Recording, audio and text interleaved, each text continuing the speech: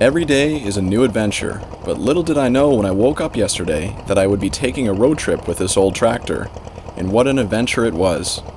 Here's how it all started. Those of you who have been following along with my channel know that I've been working hard on building a rustic log cabin in the bush.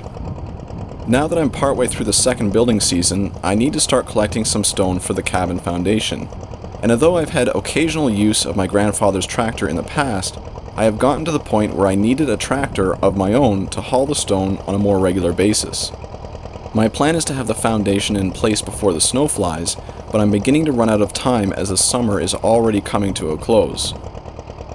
So I found this little 1948 VA case tractor in the classifieds for a great deal.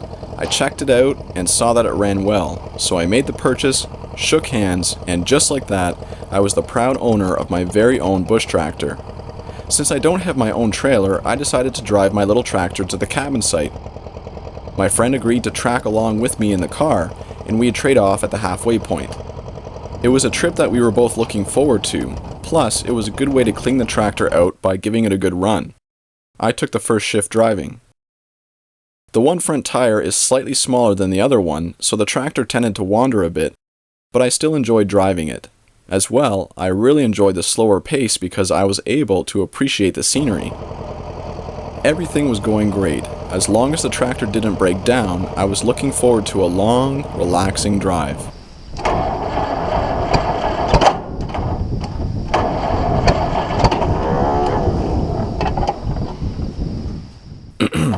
I said, as long as the tractor didn't break down.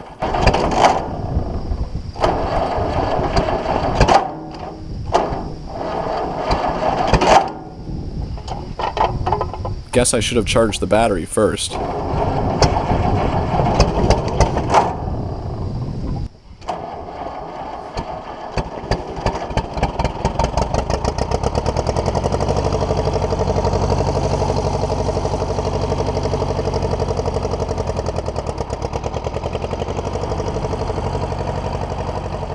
And we're off.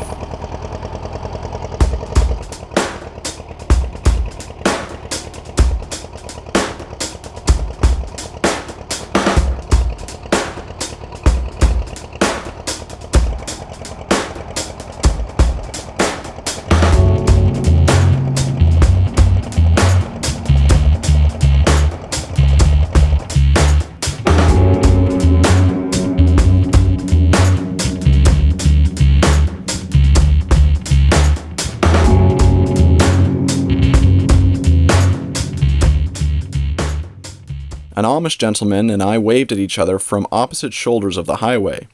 With him on his horse-drawn buggy and me on my old tractor, I felt as if we shared something in common. Mainly that we were just two guys going slow on the shoulder of the road when everyone else was rushing past. Even if we were in a hurry, our modes of transportation forced us to slow down and enjoy the evening. But to be honest, I'm pretty sure that even the Amish guy was going faster than I was. I wonder what he thought of me. Some kid riding on an old tractor with a GoPro strapped to his forehead. Heck, if I saw some kid riding a tractor down the highway with a GoPro strapped to his head, I'd probably wonder why he couldn't find anything more exciting to film. And as if to contrast my encounter with the Amish gentleman, I met a Porsche just a few minutes after him. I wonder what the guy with the Porsche would have said if I challenged him to a race. The VA case has a 4-cylinder power plant that pumps out a staggering 16 horsepower, and it maxes out in 4th gear at a whopping 14 kilometers per hour, 15 kilometers per hour on a downhill grade. What I'm trying to say is that the tractor is slow, real slow. The tractor is geared for power, not speed, which is fine by me, but the trip was taking longer than I expected. And with the daylight quickly fading, I knew we truly were in for an adventure. I switched off with my good friend, and we kept on going. We were both planning on arriving at the cabin site before sundown, but we knew at this point that it just wasn't going to happen. This was a bit of a problem because the tractor's lights weren't hooked up and we didn't want to be stuck driving it down the side of the highway in the dark. But we were already too far along in the trip to turn back, so we had to keep moving forward.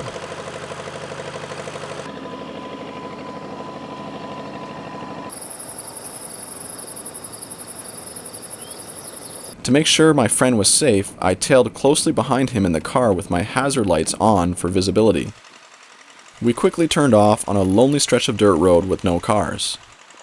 A ways down the road, we were greeted by the local porcupine. He bore his quills toward the tractor before making a hasty retreat.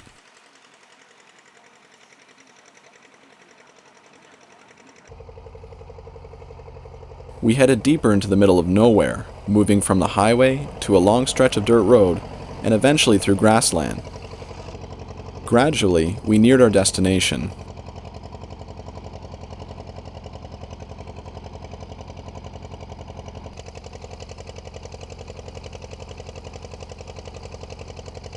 The land became too rough for the car to follow any further, so we parked the tractor for the night at the edge of the bush and let it rest.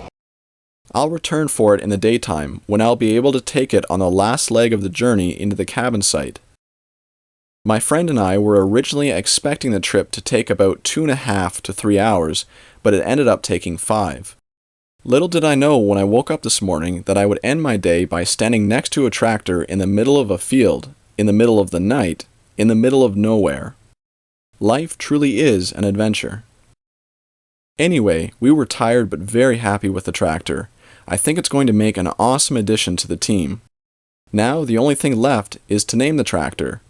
If you have an idea for what I should name my little VA case, be sure to post it in the comments below. Thanks for coming along for the ride.